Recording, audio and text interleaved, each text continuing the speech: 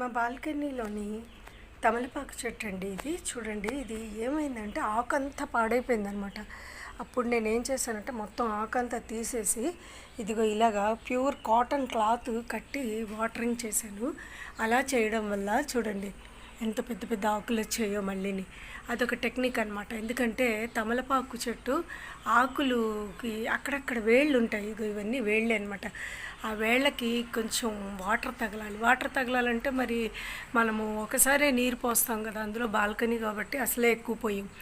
కాబట్టి ఏం చేయాలంటే అక్కడక్కడ కట్టాను. ఇదిగో చూడండి, ఇది కూడా ఇదిగో ఇక్కడ కూడా కట్టడం వల్ల ఇదిగో చూసారా చిగురు వస్తుంది. ఇంకా మీదకి వెళ్తున్న కొద్దీ ఇంకా కట్టేసి వాటికి వాటరింగ్ చేయాలన్నమాట. వాటికి చేస్తే అప్పుడు ఆకులు కూడా పెద్ద పెద్ద వస్తాయి. మొత్తం పాడైన చెట్టుని ఈ విధంగా మళ్ళీ జాగ్రత్త చేశాను నేను. ఇటొకటి అటొకటి ఇలా వేసాను, పెద్ద పెద్ద ఆకులు వస్తున్నాయి చూసారా. ఇలా మీరు కూడా చేయండి. మీ